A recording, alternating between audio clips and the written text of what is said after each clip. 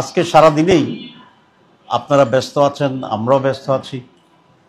বিভিন্ন বিষয়ে প্রতিক্রিয়া আমরা দিচ্ছি, বৈঠক হচ্ছে। আজকে এইখানে আমরা দুইটা বৈঠক করেছি একটু আগে। একটা হচ্ছে জামাত ইসলামী কেন্দ্রীয় নির্বাহী পরিষদ ঢাকায় অবস্থানরত যারা আছেন তাদের নিয়ে আমরা পড়েছিলাম, এবং এরপরে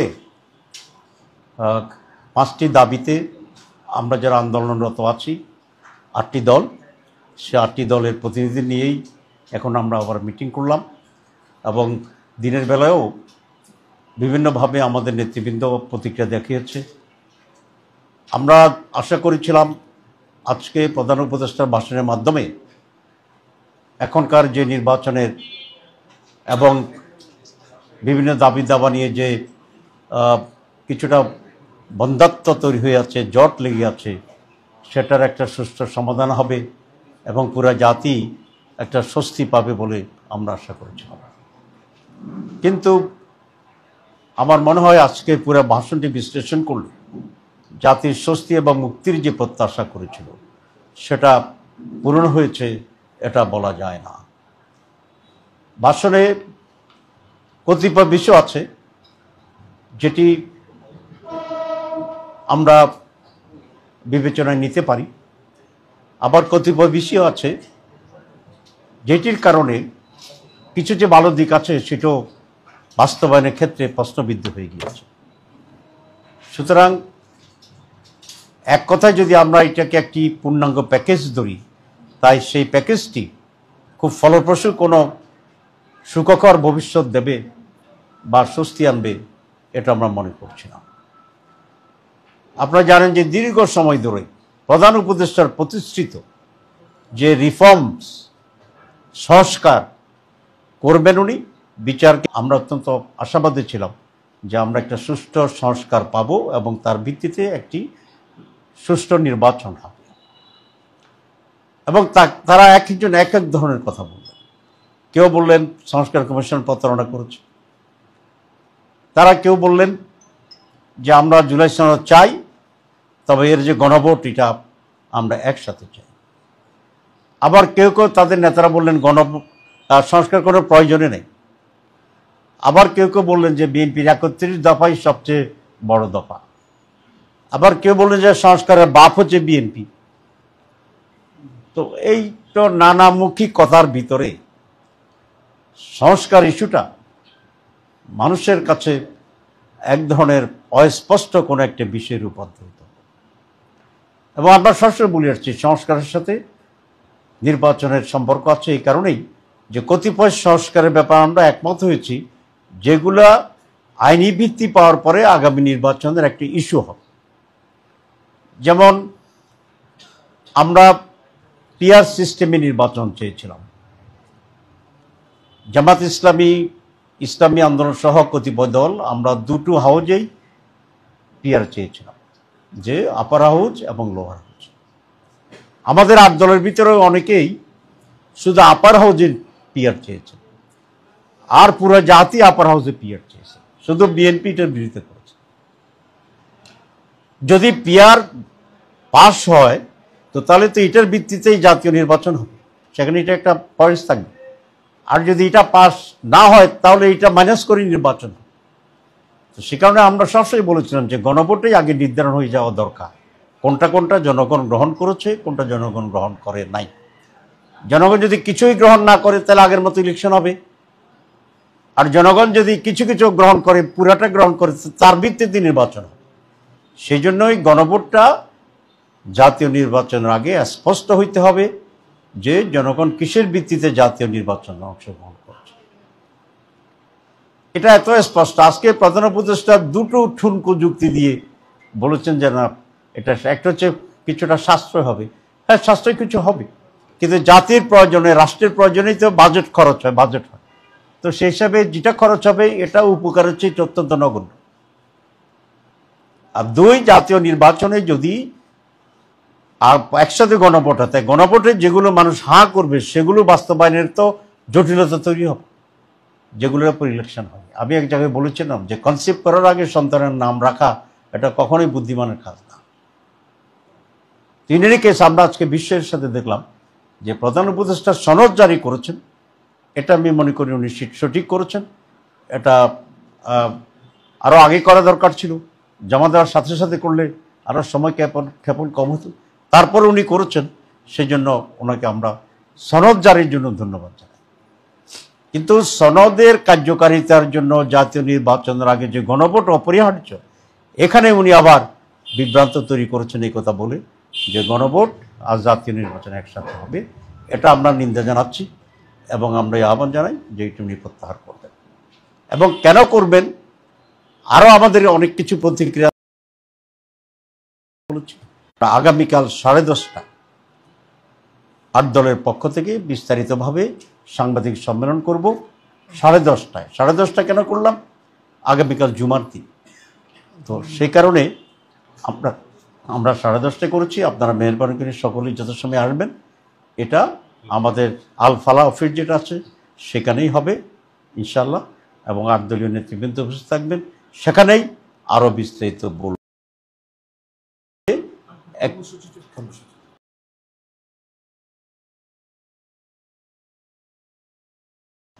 ঢাকার কর্মসূচিটা সাংবাদিক সম্মেলনের মাধ্যমেই এটা পুনঃস্থাপন হবে।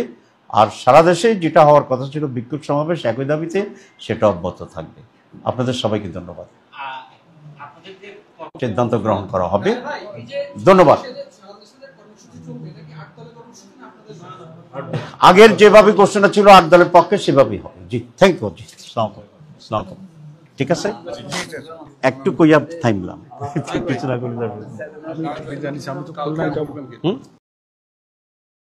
সে ভাষণ দিয়েছেন এবং প্রধান উপদেষ্টার ভাষণে বেশ কয়েকটি বিষয় তিনি পরিষ্কার করেছেন। আগামী জাতীয় নির্বাচনের কথা তিনি আবারও বলেছেন যে আগামী 2026 সালের ফেব্রুয়ারি মাসের শুরুতেই নির্বাচন হবে, এটা আবারও তিনি দৃঢ়তার সাথে বলেছেন। এবং সবচাইতে আমাদের যে কাঙ্ক্ষিত বিষয়টা ছিল জুলাই জাতীয় সনদ, সেই জুলাই জাতীয় সনদের বিষয়ে তিনি বলেছেন যে জুলাই জাতীয় সনদ আজকে উপদেষ্টা পরিষদের মিটিংয়ে তা অনুমোদিত হয়েছে এবং তা গেজেট হয়েছে, প্রেসিডেন্টের স্বাক্ষর হয়েছে এবং জুলাই জাতীয় সনদ আদেশের আলোকে আগামীতে গণভোট হবে, এই বিষয়টা তিনি পরিষ্কার করেছেন। জুলাই জাতীয় সনদ বাস্তবায়ন আদেশ নিয়ে আমাদের দাবি ছিল, যেহেতু জুলাই জাতীয় সনদ আদেশ জারি হয়েছে, গেজেট হয়েছে, এ বিষয়ে আমরা ধন্যবাদ জানাই। যেহেতু আমাদেরও দীর্ঘদিনের দাবি ছিল জুলাই জাতীয় সনদটা আইনি ভিত্তি পাক, এটা আমাদের কাঙ্ক্ষিতই ছিল। কিন্তু দুঃখজনক বাস্তবতা হলো যে এই জুলাই জাতীয় সনদের আলোকে, জাতীয় সনদের টেকসই আইনি ভিত্তির জন্যে যে গণভোটের দাবি ছিল এবং সর্বসম্মতভাবে যে গণভোটের সিদ্ধান্ত হয়েছিল রাজনৈতিক দলগুলোর ঐকমত্যের ভিত্তিতে, আমাদের দাবি ছিল গণভোটটা জাতীয় নির্বাচনের আগে আলাদা হোক। আমাদের দাবির পেছনে যৌক্তিক ভিত্তি ছিল, কিন্তু দুর্ভাগ্যজনক বাস্তবতা হলো আমরা দেখলাম আজকে মাননীয় প্রধান উপদেষ্টা তিনি এই জুলাই সনদের জন্য গণভোট, সেই গণভোটটা তিনি একই দিনে জাতীয় নির্বাচনের সঙ্গে অনুষ্ঠানের কথা ঘোষণা করলেন। এটা অনাকাঙ্ক্ষিত ছিল এবং আমরা মনে করি এতে করে তিনি একটি ঝুঁকিতে চলে গেলেন। জাতীয় নির্বাচন নিষ্কণ্টকভাবে হওয়ার জন্যে, নিরাপদে হওয়ার জন্যে এবং উৎসবমুখর পরিবেশে হওয়ার জন্যে এর সাথে যে গণভোট জুড়ে দেওয়া হলো, এটা আমরা মনে করি যে কিছুটা হলেও বিঘ্নিত হবে। আমাদের কাছে যেটা মনে হয়েছে তিনি একটা পক্ষকে খুশি করার জন্যে এমন ঝুঁকিতে গেলেন। তিনি অর্থ সাশ্রয় হবে এই বিষয়টা তিনি উল্লেখ করলেন। আসলে এই যে বিগত 15 মাস অন্তর্বর্তীকালীন সরকার সংস্কারের জন্য বিভিন্ন কার্যক্রম গ্রহণ করলেন, এতে কিন্তু বহু অর্থ খরচ হয়েছে। তাহলে এটারও তো জবাব দেওয়া দরকার যে এই অর্থগুলো কেন খরচ করা হলো, তাই না? অতএব অর্থ সাশ্রয়ের জন্যে একটা সমস্যাকে আমি ডেকে আনতে পারি না। এই জন্যে আমরা মনে করি যে গণভোট আলাদা হওয়া প্রয়োজন ছিল, আর গণভোট আলাদা হলে জুলাই সনদের যেই ভাবমূর্তি, ভাবমর্যাদা, তাৎপর্য এটা ভিন্ন হতো এবং জুলাই সনদের আলোকে গণভোট হবে। জুলাই সনদের আইনি ভিত্তির জন্যে, টেকসই আইনি ভিত্তির জন্য গণভোট হবে। এতে করে ফেসিবাদ বিরোধী জুলাই আন্দোলনে যে সমস্ত রাজনৈতিক দলগুলো ঐক্যবদ্ধ ছিল ফেসিবাদের বিরুদ্ধে, সে সমস্ত শক্তিগুলো ঐক্যবদ্ধভাবে ক্যাম্পিং করতে পারত। এখন যেটা হবে, জাতীয় নির্বাচনের ডামাডোলে প্রত্যেকেই নিজেদের প্রার্থীদের পক্ষে বিভক্ত হয়ে যাবে এবং জুলাই সনদের গণভোটের পক্ষে, হা ভোটের পক্ষে ক্যাম্পিংটা দৃশ্যমান হবে না এবং এটাও আমরা মনে করি একটা ঝুঁকিতে পড়ে যাবে। জুলাই সনদের পক্ষে, জুলাই সনদের হা ভোটের পক্ষে যদি ক্যাম্পিং জোরালো না হয়, তাহলে আমাদের এখানে আশঙ্কার যথেষ্ট জায়গা আছে। এই জন্যে আমরা আগে থেকে বলেছিলাম যে জুলাই সনদের যেই গণভোট, এই গণভোটটা নভেম্বরে হওয়া উচিত ছিল। তারপরেও এটা আমাদের তাৎক্ষণিক প্রতিক্রিয়া। আমরা মনে করছি যে প্রধান উপদেষ্টা ডিসিশন দিয়েছেন এবং তিনি তার বক্তব্যের শেষ পর্যায়ে বলেছেন যে বৃহত্তর স্বার্থে রাজনৈতিক দলগুলো যাতে ঐক্যবদ্ধ থাকে, বৃহত্তর স্বার্থে রাজনৈতিক দলগুলো যাতে এই সিদ্ধান্ত মেনে নেয়। আমরা একটি দায়িত্বশীল রাজনৈতিক দল হিসাবে আমরাও মনে করি ফেসিবাদ বিরোধী শক্তিগুলো ঐক্যবদ্ধ থাকা দরকার এবং বৃহত্তর স্বার্থে আমাদের ঐক্যবদ্ধ থাকা দরকার। আমরা অবশ্যই প্রধান উপদেষ্টার এই আহ্বানটা অবশ্যই আমরা রিয়ালাইজ করব। তবে আমরা সামগ্রিক বিষয়টা আমাদের ইসলামী আন্দোলন বাংলাদেশের কেন্দ্রীয় নির্বাহী কমিটিতে আবারও আলোচনা করব, বিশ্লেষণ করব এবং আমরা 8টি রাজনৈতিক দল এখন আন্দোলনে আছি। আগামীকালও আমাদের কর্মসূচি আছে। আমরা 8টি রাজনৈতিক দলও আমরা বসবো। আজকেও আমাদের লিয়াজু কমিটির মিটিং আছে, আজ 8টা থেকে লিয়াজু কমিটির মিটিং আছে। 8টি রাজনৈতিক দলও আমরা বসবো। বসে আমরা পরবর্তীতে আনুষ্ঠানিকভাবে আমাদের দলীয় অবস্থান এবং আমাদের এই 8 দলের অবস্থানটা আমরা পরিষ্কার করব ইনশাআল্লাহ। বাকি আমরা প্রধান উপদেষ্টার এই গণভোটের ব্যাপারে সিদ্ধান্তটা আমরা সন্তুষ্ট চিত্তে গ্রহণ করতে পারছি না। আমাদের যে প্রত্যাশা ছিল সেই প্রত্যাশা পূরণ হয় নাই, বরং অন্য রাজনৈতিক দলের প্রত্যাশার আলোকে গণভোট জাতীয় নির্বাচনের সাথে একই সাথে মিলিয়ে দেওয়া হয়েছে। এটা আমরা মনে করি যে অনেকটা পক্ষপাতমূলক হয়েছে। না, আমাদের কিছু দাবি তো বাস্তবায়ন হয়েছে, এই জন্য আমি শুরুতেই কিন্তু ধন্যবাদ জানিয়েছি। কিছু দাবি আমরা মনে করি যে এখানে মূল্যায়িত হয়েছে, এই জন্য আমরা ধন্যবাদ জানাই। কিন্তু আমাদের একটা মূল দাবি ছিল যে জুলাই সনদের জন্য যে গণভোট, এই গণভোটটা আলাদা হোক। এটা আসলে আমাদের দলীয় বিষয় না, এখানে দলীয় যে কোনো বেনিফিট আছে বিষয়টা এমন না। আমরা মনে করছি যে জাতীয় নির্বাচনটা যাতে নিষ্কণ্টক হয়, নিরাপদ হয়, উৎসবমুখর হয় এবং জুলাই সনদের যে আলোকে যে গণভোটটা, জুলাই সনদের জন্যে, তার আইনি ভিত্তির জন্য যে গণভোট, এই গণভোট যাতে সকল ফেসিবাদ বিরোধী সকল শক্তি, জুলাই বিপ্লবের পক্ষে সকল শক্তি যাতে একই সাথে ক্যাম্পিং করতে পারে, আমরা এই জন্যে আসলে আমরা গণভোটটা আগে চেয়েছিলাম। তাছাড়া আমি আমার বক্তব্যে বলেছি যে প্রধান উপদেষ্টা বলেছেন যে বৃহত্তর স্বার্থে আমরা যাতে সকল রাজনৈতিক শক্তি যাতে ওনার সিদ্ধান্ত মেনে নেই, আমরা এটা রিয়ালাইজ করব, আমরা ওনার এই আহ্বানটাকে পজিটিভলি নেওয়ার চেষ্টা করব ইনশাল্লাহ। আমাদের সারা দেশে 300 আসনেই আমাদের স্থানীয়ভাবে আমাদের ক্যান্ডিডেটরা কাজ করছেন। আমরা কেন্দ্রীয়ভাবে ঘোষণা না করলেও আমাদের জেলাভিত্তিক প্রার্থীগণ কাজ করছেন এবং আমাদের 300 আসনেই আমাদের প্রার্থীরা আছেন। আমাদের প্রস্তুতিও চলছে। আনঅফিসিয়ালি আমাদের সম্ভাব্য প্রার্থীরা কাজকর্ম করছেন, কাজে নেমে গেছেন 1 বছর আগে থেকেই। ধন্যবাদ সবাইকে।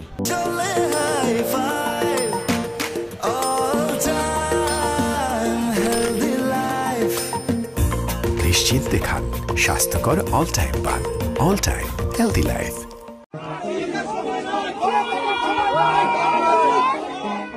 পদ্মা সেতুর সামনে ঢাকা ভাঙ্গা এক্সপ্রেসওয়ে অবরোধ করেছে কার্যক্রম নিষিদ্ধ আওয়ামী লীগ নেতাকর্মীরা। 13 নভেম্বর আজ বৃহস্পতিবার সকাল 6টার দিকে শরীয়তপুরের জাজিরার নাওডোবা এলাকায় অবস্থান নেয় তারা। এ সময় নাওডোবা তস্তারকান্দি এলাকায় একটি ট্রাকে আগুন ধরিয়ে দেওয়া হয়। খবর পেয়ে ফায়ার সার্ভিসের কর্মীরা আগুন নিয়ন্ত্রণে আনেন। এ সময় 2টি যাত্রীবাহী বাস ভাঙচুর করা সহ ককটেল বিস্ফোরণ করা হয় এবং টায়ারে আগুন জ্বালিয়ে মিছিল করা হয়। অবরোধের কারণে সকাল 6টা থেকে পদ্মা সেতু দিয়ে যান চলাচল বন্ধ থাকলেও পরবর্তীতে 8:30টার পর কিছু যানবাহন সেতু পার হয়। যদিও এক্সপ্রেসওয়েতে যান চলাচল বন্ধ রয়েছে। এক্সপ্রেসওয়ে অবরোধের কারণে জাজিরার জমাদ্দার মোড় এলাকায় অন্তত আধা কিলোমিটার দীর্ঘ যানজট সৃষ্টি হয়। পদ্মা সেতু দক্ষিণ থানার পুলিশ ও স্থানীয় লোকজনকে সেসব যানবাহনের নিরাপত্তা দিতে দেখা যায়। এদিকে শরীয়তপুরের সব সড়কে আজ সকাল থেকে কোনো যানবাহন চলাচল করেনি।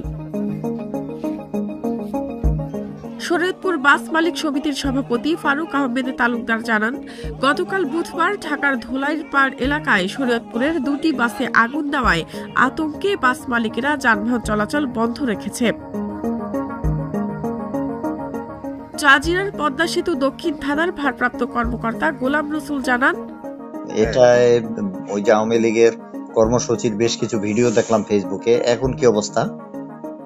এখন আপনার দুই পাশে মানে হাইওয়ে রোডের দুই পাশে আপনার গাড়ি চলাচল বন্ধ আছে।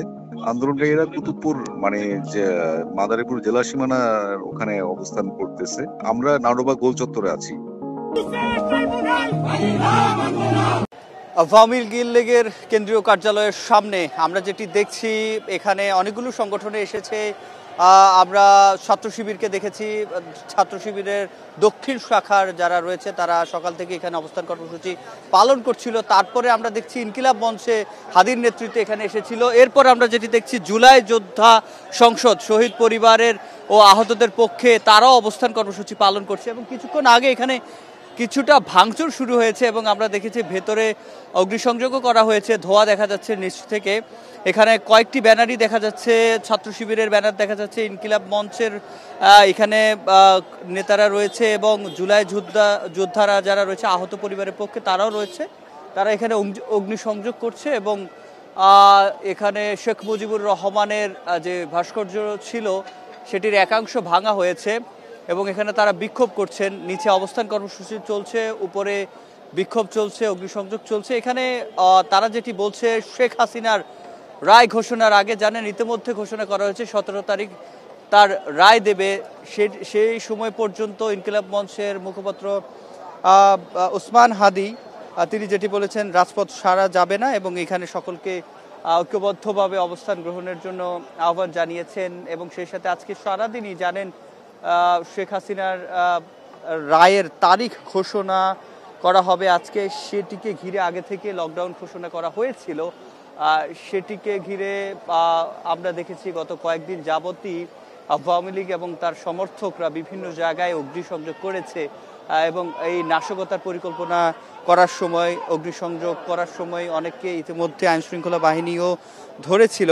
কিন্তু তারপরে আমরা যেটি দেখেছি, বিএনপি, জামায়াত কিংবা ছাত্রদল, শিবির এবং জুলাই ঐক্য সহ ইনকিলাব মঞ্চ সহ যারাই জুলাইয়ের পক্ষে ফ্যাসিবাদ বিরোধী আন্দোলন একসাথে করেছে, তারা নানা কর্মসূচি ডাক দিয়েছে। বিশেষ করে তারা আজকে সারাদিন বিভিন্ন পয়েন্টে একত্রিতভাবে অবস্থান কর্মসূচি, বিক্ষোভ মিছিল করার যে ডাক দিয়েছে, সে অনুযায়ী আমরা সকাল থেকে দেখেছি এই কেন্দ্রীয় কার্যালয়ে বেলা যত গড়িয়েছে এখানে জুলাইয়ের পক্ষের কিংবা ফ্যাসিবাদ বিরোধী আন্দোলনে যারা একসাথে মাঠে ছিল তারা সকলে একত্রিত হয়ে বিক্ষিপ্তভাবে এবং একত্রিতভাবে মিছিল করেছে, অবস্থান কর্মসূচি পালন করেছে।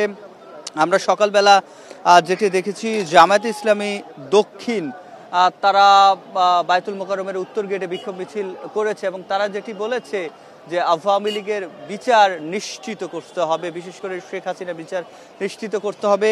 এবং তার পরবর্তী সময়ে ইনকিলাব মঞ্চের মুখপাত্র ওসমান হাদি তিনি যেটি বলেছেন যে শেখ হাসিনাকে একবার নয় হাজারবার ফাঁসি দেওয়ার মতো অপরাধ সে করেছে, সেক্ষেত্রে তাকে যাতে দৃষ্টান্তমূলক যে রায় সেটি যাতে দেওয়া হয়, দৃষ্টান্তমূলক শাস্তি নিশ্চিত করা হয়, তার জন্য তারা এখান থেকে দাবি জানিয়েছে। আমরা যেটি দেখছি এখনো বিক্ষিপ্তভাবেই বঙ্গবন্ধু এভিনিউ, যেটি পরবর্তীতে এটির নাম করা হয় শহীদ আবরার ফাহাদ এভিনিউ, সেখানে যে আওয়ামী লীগের যে কেন্দ্রীয় কার্যালয়টি রয়েছে তার সামনেই নেতাকর্মীরা অবস্থান করছে। এখানে শিবিরের নেতাকর্মীরা রয়েছে। ডিজাইন, এলিগেন্স, বিউটি, সেরা পণ্য সবার জন্য জেভিকো। পাশাপাশি অন্যান্য যারা ইনকিলাব মঞ্চ এবং আহত জুলাই যোদ্ধা, যারা জুলাই যোদ্ধা সংসদ ব্যানারে সেসব নেতাকর্মীরাও এখানে অবস্থান নিয়েছে।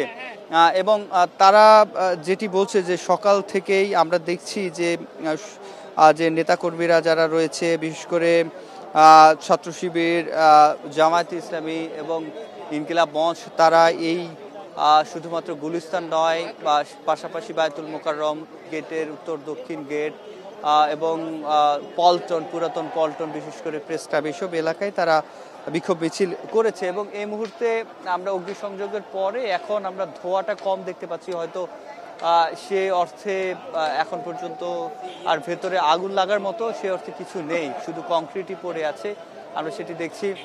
নিশ্চয়ই ক্যামেরার চোখে দেখা যাচ্ছে যে এখানে শেখ মুজিবুর রহমানের ভাস্কর্যের একাংশ সেটিকে ভাঙা হয়েছে।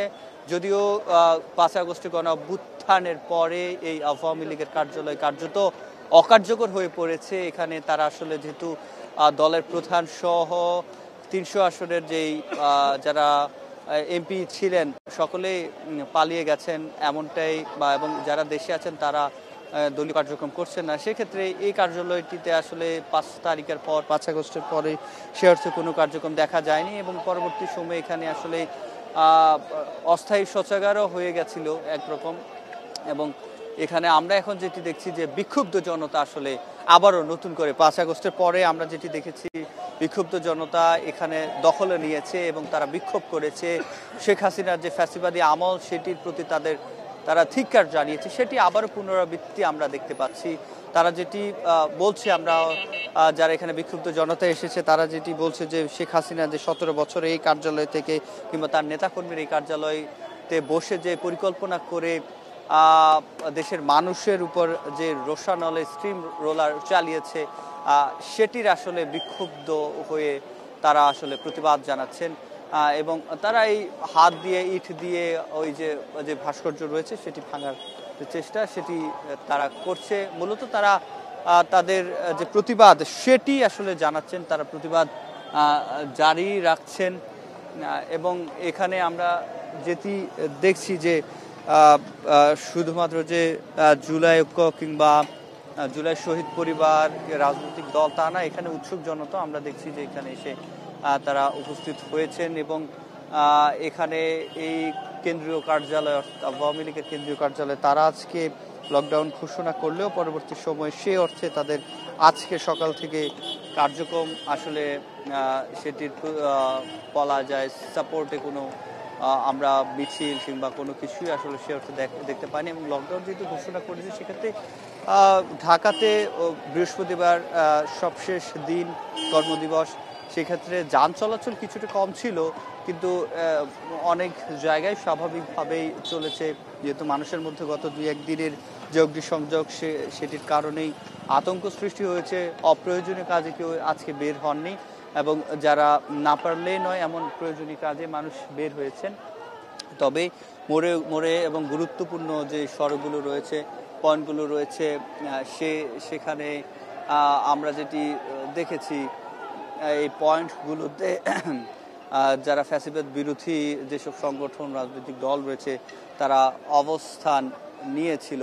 এবং একবারে কেন্দ্রীয় কার্যালয়ের পুরোটা একটু দেখাতে চাই। যদি দেখাতে চাই, এক পাশে বিক্ষুব্ধ জনতা দাঁড়িয়ে আছে, অন্য পাশে ধোঁয়া দেখা যাচ্ছে এবং এই ধোঁয়াটি আসলে সেখানে অগ্নিসংযোগ, সেখানে কি রয়েছে আসলে বোঝা মুশকিল। নিচ থেকে আমরা ক্যামেরার চোখে যতটুকু সম্ভব দেখানোর চেষ্টা করছি। এখানে অবস্থান কর্মসূচি আয়োজনে জুলাই যোদ্ধা এমন একটি ব্যানার ঝুলছে, শহীদ পরিবার আহতদের পক্ষে তারা এটি ঝুলিয়েছে এবং এই আজকের যেই বিক্ষোভ বলা যায় সেটি তারা প্রদর্শন করছেন এবং বিক্ষুব্ধ জনতা উপরে উঠে সেখানে তাদের যে ক্ষোভ সেটি আসলে প্রকাশ করছেন এবং একেবারে কংক্রিট পড়ে আছে বলা যায়। এই আওয়ামী লীগের যে কার্যালয়টি রয়েছে সেখানে এবং নিচে একটু দেখাতে চাই, নিচে উৎসুক জনতা এবং ফ্যাসিবাদ বিরোধী আন্দোলনের যেসব সংগঠন রয়েছে তাদের যারা কর্মী রয়েছে তারাও এখানে যে এসে অবস্থান যেহেতু নিয়েছে তারা এখানে এখন অবস্থান কর্মসূচি পালন করছে। আমরা দেখছি হাতে লাঠি নিয়ে তারা প্রতিবাদ জানাচ্ছেন এবং তারা যেটি বলছেন যেখানে আসলে আওয়ামী লীগ অগ্নিসংযোগ করবে কিংবা সন্ত্রাসী কর্মকাণ্ড চালানোর চেষ্টা করবে সেখানে তারা প্রতিহত করবেন এবং সেই প্রতিহতর ডাক দিয়েছিল কেন্দ্রীয় যারা নেতারা আছেন তারাও বলেছেন। এবং আজকে শরীফ ওসমান হাদি যিনি ইনকিলাব মঞ্চের মুখপাত্র তিনি যে কথাগুলো বলেছেন যে আওয়ামী লীগ গুপ্ত হত্যা করতে চাইবে সেটিকে প্রতিহত করতে হবে এবং হাসিনার রায় না নিয়ে তারা বাড়ি ফিরবেন না এমনটাও জানিয়েছেন এবং বলছিলেন যে অগ্নি সংযোগ এবং এই আগুন সন্ত্রাস আওয়ামী লীগের রাজনীতির অংশ এবং তারা যেটি বলছেন এই যে আওয়ামী লীগের যে অফিসটি রয়েছে সেটি হাদি বলছিল যে এটিকে আসলে যাতে না ভাঙা হয়, না ভেঙে এটিকে যাতে গণশৌচাগার তৈরি করা হয় এমন কথা তারা বলছিলেন যে এবং সেই সাথে হাদি যেটি বলছিল যে শেখ হাসিনা যে অপরাধ করেছে সেটির জন্য তার একবার নয় হাজারবার ফাঁসি হওয়া উচিত এবং সেক্ষেত্রে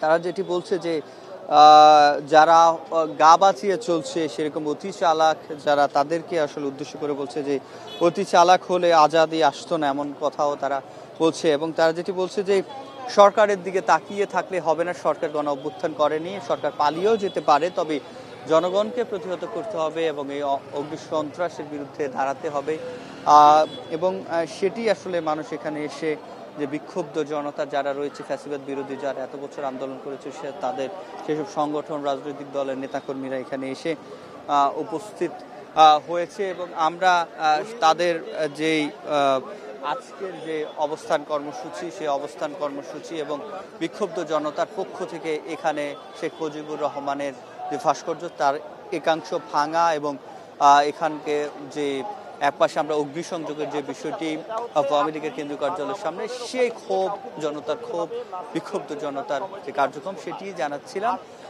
আওয়ামী লীগের কেন্দ্রীয় কার্যালয় গুলিস্তান থেকে। তো এই ছিল আমার কাছে এখান থেকে সবশেষ।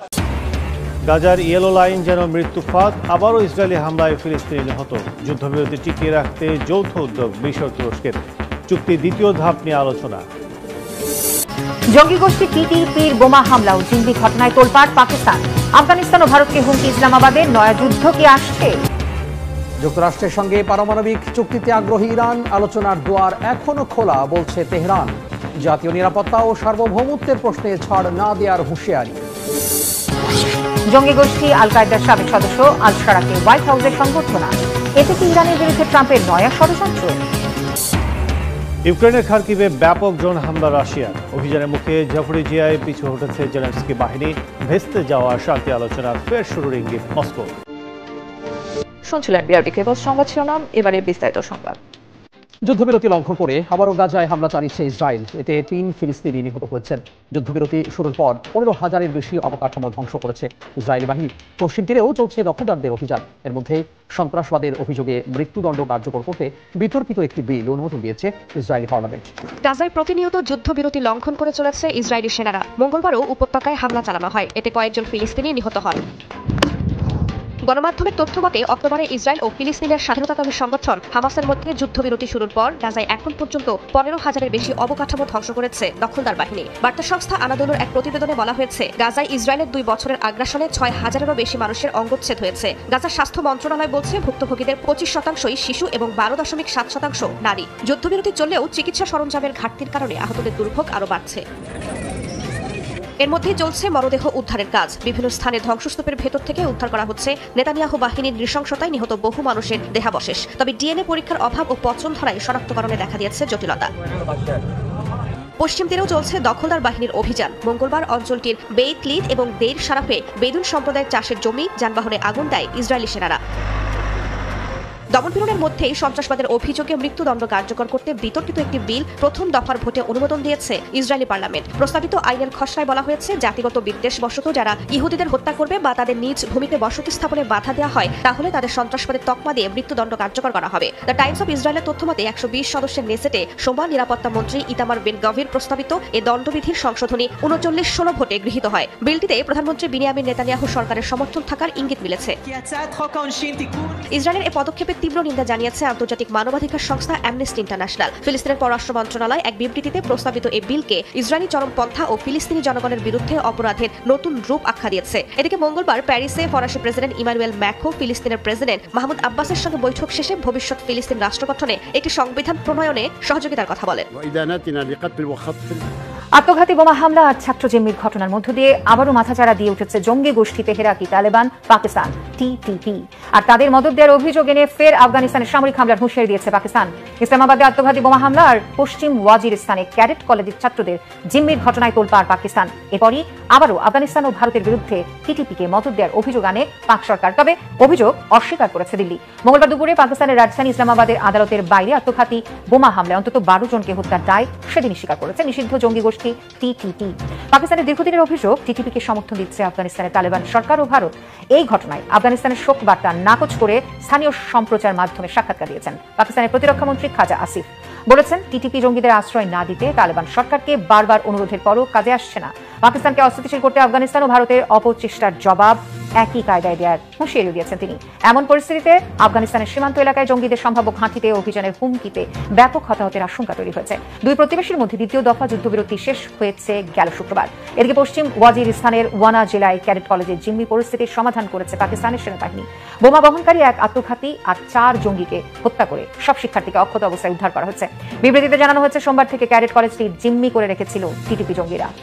এদিকে জঙ্গি গোষ্ঠী আল কায়েদার সাবেক সদস্য আমেরিকার এক সময়ের মোস্ট ওয়ান্টেড অপরাধী সিরিয়ার বর্তমান প্রেসিডেন্ট আহমেদ আল শারাকে হোয়াইট হাউসে রেড কার্পেট সংবর্ধনা দিলেন মার্কিন প্রেসিডেন্ট ডোনাল্ড ট্রাম্প। সিরিয়ার নতুন প্রেসিডেন্টের সঙ্গে তার নাটকীয় বৈঠক এখন আলোচনার কেন্দ্রবিন্দু। এটি কি ইরানকে কোণঠাসা করতে ট্রাম্পের নয়া ষড়যন্ত্র? মার্কিন বিরোধী জঙ্গি গোষ্ঠীর সাবেক কমান্ডার আল শারা কি শেষ পর্যন্ত আমেরিকার অনুগত থাকবেন? হাফিজুল ইসলামের ডেস্ক রিপোর্ট। মাত্র 1 বছর আগেও ছিলেন যুক্তরাষ্ট্রের শীর্ষ সন্ত্রাসীর তালিকায়। বিখ্যাত এক সশস্ত্র গোষ্ঠীর সাবেক এই কমান্ডারের মাথার দাম তখন ছিল $1 কোটি।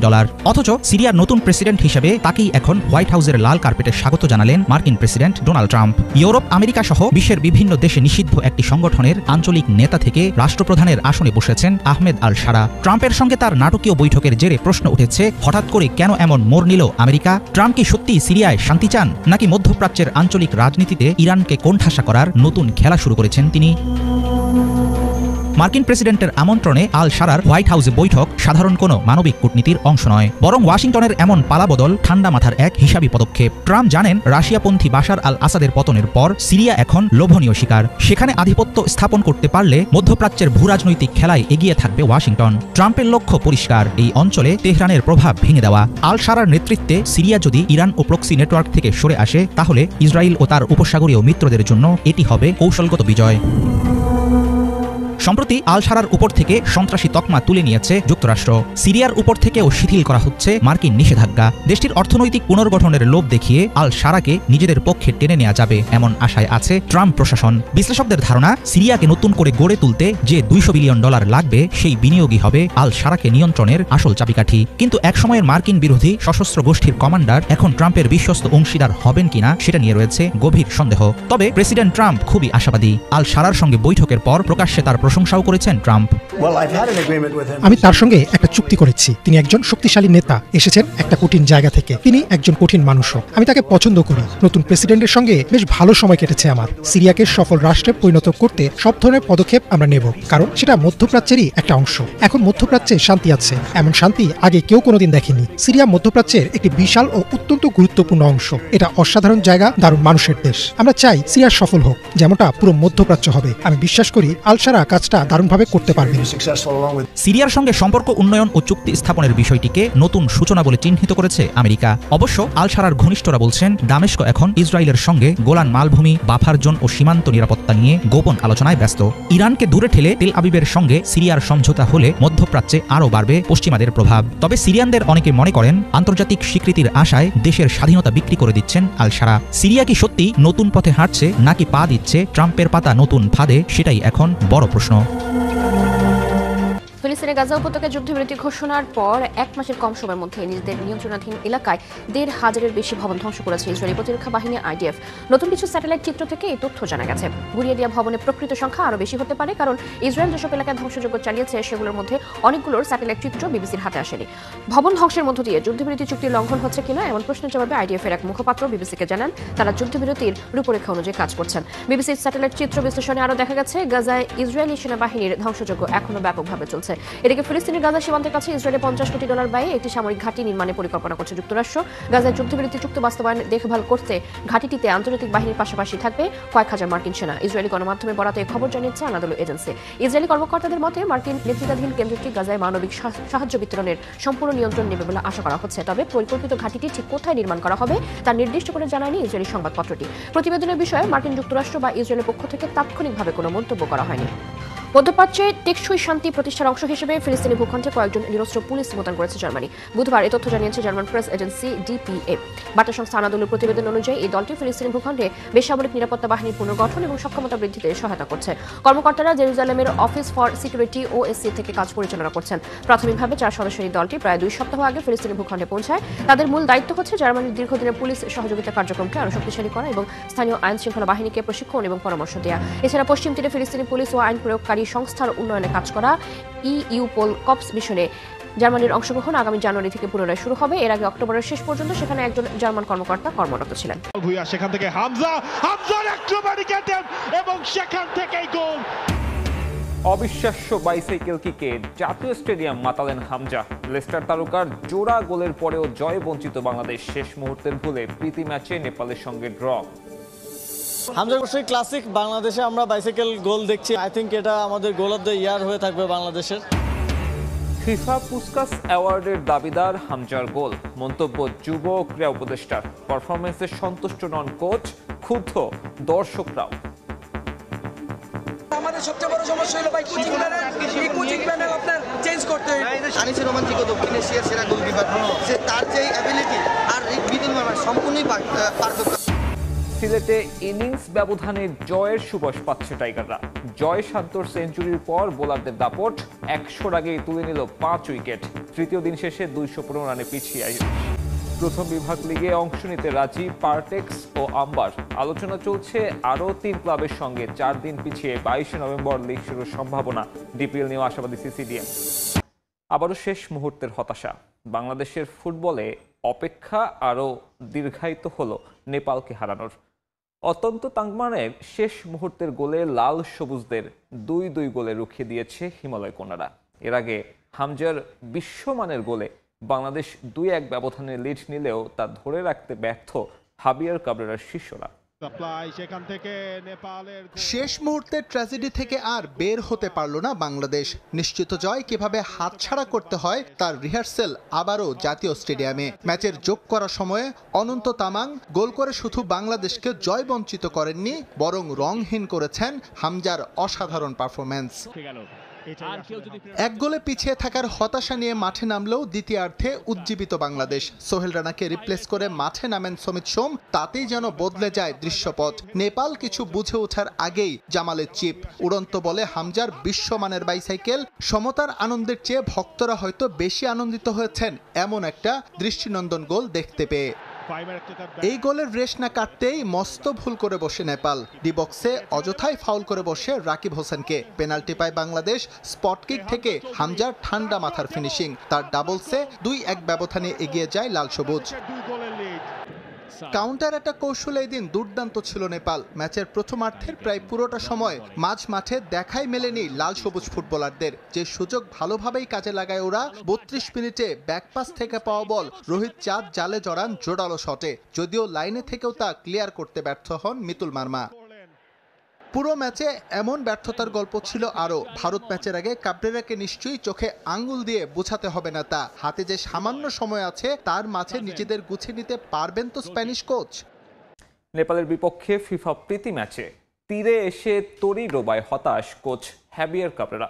বাংলাদেশ দলের পারফরমেন্সে একেবারেই সন্তুষ্ট নন তিনি। বারবার শেষ সময়ে গোল হজমকে ফুটবলারদের মানসিক সমস্যা বলতে নারাজ তিনি। ভিডিও বিশ্লেষণ করে তার সংশোধনের আশা কোচের। ভারত ম্যাচে একই ধরনের ভুলের পুনরাবৃত্তি যাতে না হয় অনুশীলনে সে বিষয়ে জোর দেবেন কাবরেরা।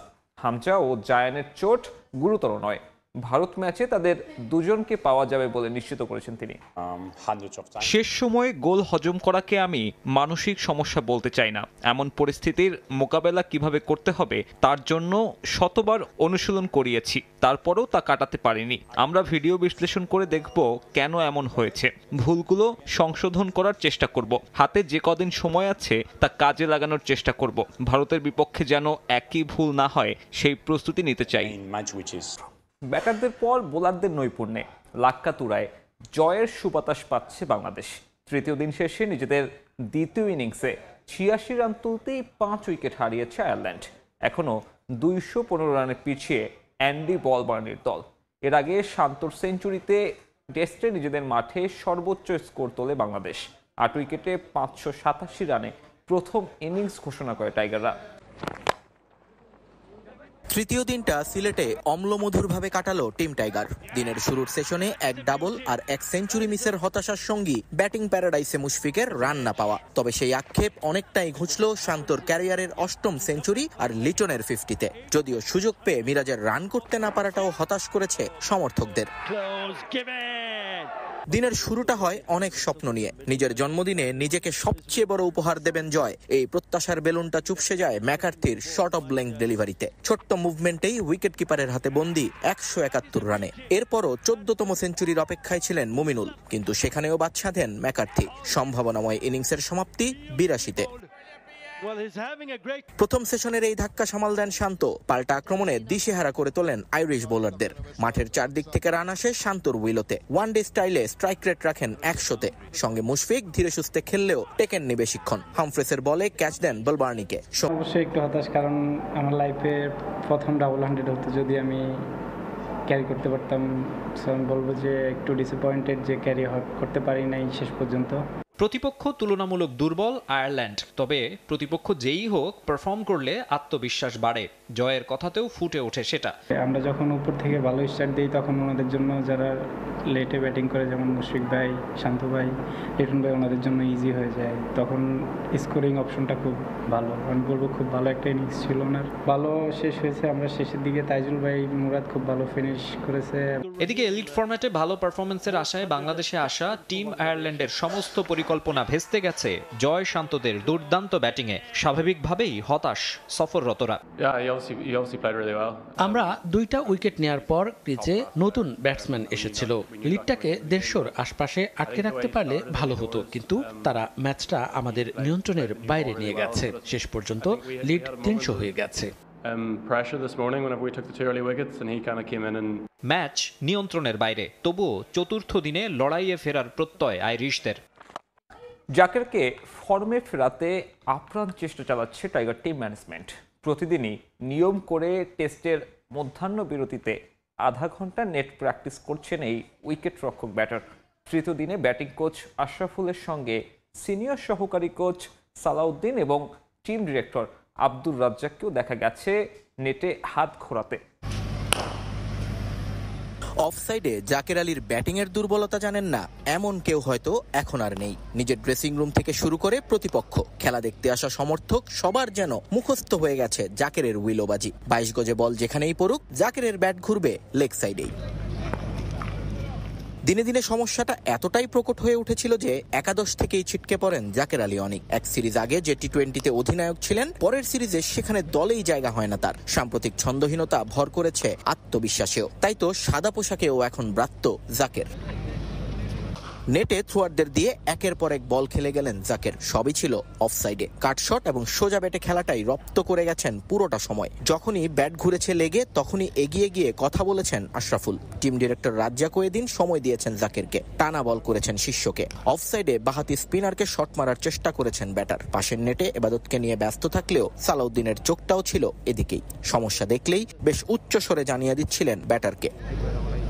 সবার অপেক্ষা এখন একটাই, নেটের সাবলীল আত্মবিশ্বাসী জাকের কবে ফিরছেন মাঠে। সিলেট টেস্টে বাংলাদেশের জয়ের জন্য চতুর্থ দিনে দরকার আর মাত্র 5 উইকেট।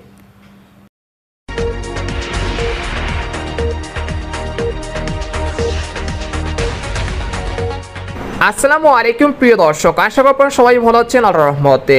এইমাত্র পাওয়া আবহাওয়া দপ্তর থেকে আজকে সবচেয়ে গুরুত্বপূর্ণ খবর, আরও কমবে তাপমাত্রা, বাড়বে শীতের তীব্রতা, নভেম্বরের শেষে আসতে চলেছে ঘূর্ণিঝড়। এছাড়া আগামী 24 ঘন্টার মধ্যে বাংলাদেশ ও পশ্চিমবঙ্গের একাধিক জেলায় তীব্র শীত ও ঘন কুয়াশার সতর্কতা, এমনটা জানাচ্ছেন আবহাওয়া দপ্তর।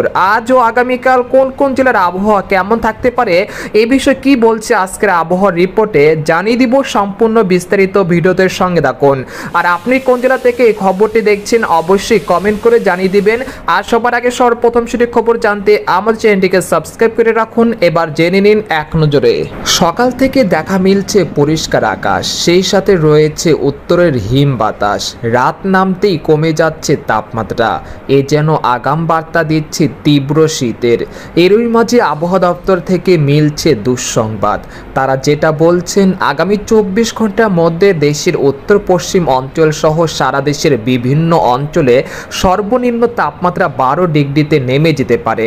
এর ফলে এসব অঞ্চলের কোথাও কোথাও শৈত্যপ্রবাহের সতর্কতা রয়েছে। এদিকে আবহাওয়ার আরেকটি সতর্কবার্তায় বলা হয়েছে, আজ রাত 10টা থেকে আগামীকাল সকাল 6টা পর্যন্ত পঞ্চগড়, নীলফামারী, ঠাকুরগাঁও, দিনাজপুর, জয়পুরহাট, চাঁপাইনবাবগঞ্জ, রাজশাহী, নাটোর, নওগাঁ, চুয়াডাঙ্গা, মেহেরপুর, কুষ্টিয়া ও এর আশেপাশে এলাকায় সর্বনিম্ন তাপমাত্রা 12 থেকে 14 ডিগ্রি সেলসিয়াস পর্যন্ত নামতে পারে। আজ থেকে আগামী 3 দিন উল্লেখিত সময়ের মধ্যে দেশের সর্বনিম্ন তাপমাত্রা আরও কমতে পারে। এরপরে আবারও সাময়িকভাবে বৃদ্ধি পেতে পারে, তবে দিনের বেলায় স্বাভাবিক আবহাওয়া থাকতে পারে এবং শীত অনেক কম অনুভূত হতে পারে। এদিকে সামুদ্রিক আবহাওয়া, বর্তমানে বঙ্গোপসাগর স্বাভাবিক রয়েছে এবং আগামী 20 তারিখ পর্যন্ত বঙ্গোপসাগর স্বাভাবিক থাকতে পারে। তাই আপনারা মাছ ধরার ট্রলার নিয়ে গভীর সাগরে যেতে পারেন, কোনো সমস্যা হবে না ইনশাল্লাহ।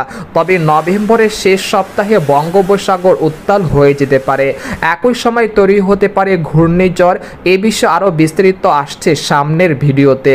এদিকে গত 24 ঘন্টায় দেশের সর্বনিম্ন তাপমাত্রা রেকর্ড করা হয়েছে রংপুরে তেঁতুলিয়ায় 12.8 ডিগ্রি সেলসিয়াস, আর সর্বোচ্চ তাপমাত্রা রেকর্ড করা হয়েছে চট্টগ্রামের আমবাগানে 32 ডিগ্রি সেলসিয়াস। এদিকে বাংলাদেশের আবহাওয়াবিদ মোহাম্মদ শাহিনুর ইসলাম জানান, আজ সকাল 9টা থেকে পরবর্তী 24 ঘন্টায় অস্থায়ীভাবে আংশিক মেঘলা আকাশ সহ সারা দেশের আবহাওয়া শুষ্ক থাকতে পারে। এই সময় সারা দেশে রাত এবং দিনের তাপমাত্রা প্রায় অপরিবর্তিত থাকতে পারে। তো এই ছিল খবর। এরকম লেটেস্ট খবর জানতে আমাদের সাথেই থাকুন। ধন্যবাদ।